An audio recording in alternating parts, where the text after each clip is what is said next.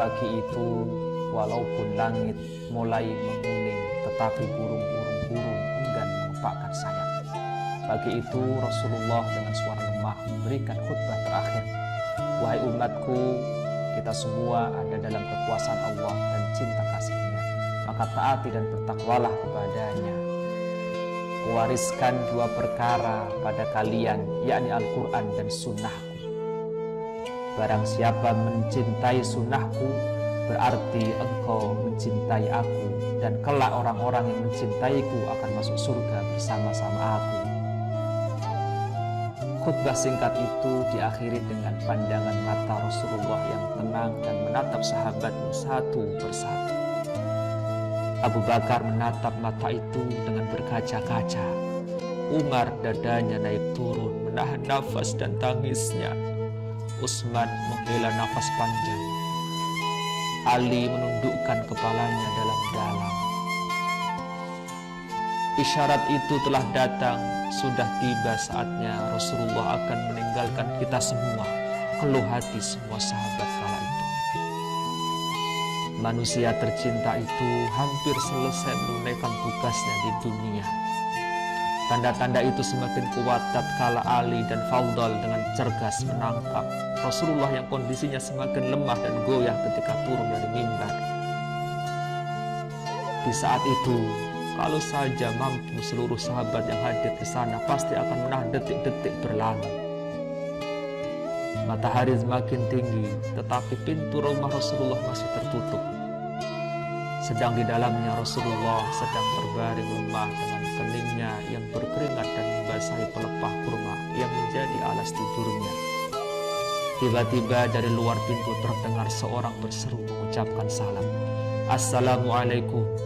Bolehkah saya masuk? Tanyanya. Tapi Fatimah tidak mengizinkan masuk. Maaf, ayahku sedang demam, kata Fatimah yang membalikkan badan dan menutup pintu. Kemudian ia kembali menemani ayahnya yang ternyata sudah membuka mata dan bertanya kepada Fatimah, siapakah itu wahai anakku? Tak tahulah ayahku, sepertinya baru sekali ini aku melihatnya, tutur Fatimah lembut.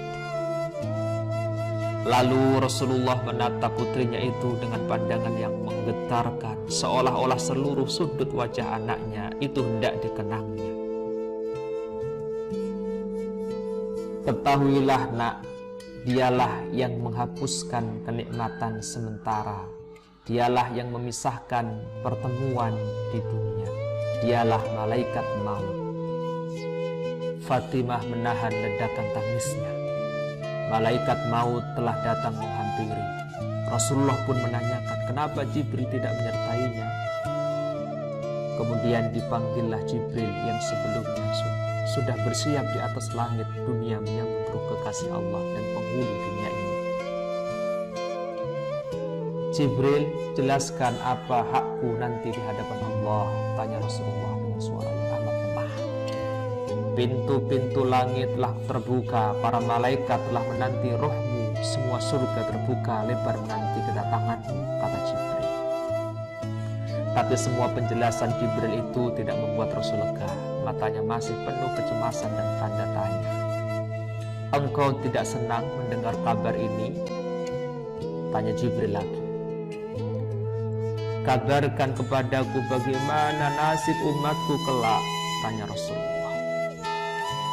Jangan khawatir wahai Rasulullah, aku pernah mendengar Allah berfirman kepadaku, kuharamkan surga bagi siapa saja kecuali umat Muhammad telah berada di dalamnya, kata Jibril meyakinkan. Detik-detik wafatnya Rasulullah semakin dekat. Saatnya Israel melakukan tugas. Perlahan-lahan ruh Rasulullah ditarik. Nampak seluruh tubuh Rasulullah bersimbah peluh, urat-urat lehernya menegak. Jibril, betapa sakit sakratul maut ini. Perlahan desiran suara Rasulullah menurun. Fatimah hanya mampu memejamkan matanya, sementara Ali yang ada di sampingnya menunduk semakin dalam dan Jibril pun memalingkan muka. Jijikkah kau melihatku hingga kau palingkan wajahmu wahai Jibril? Tanya Rasul pada malaikat pengantar wahyu itu.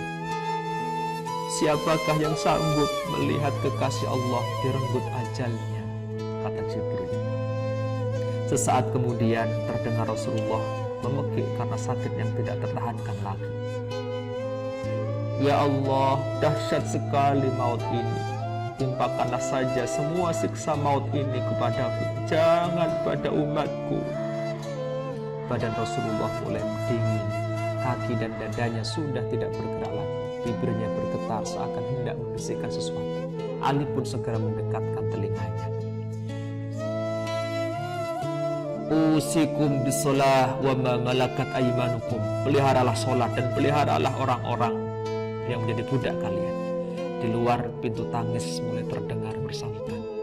Fatimah menutupkan tangan di wajahnya dan Ali kembali mendekatkan telinganya ke bibir Rasulullah.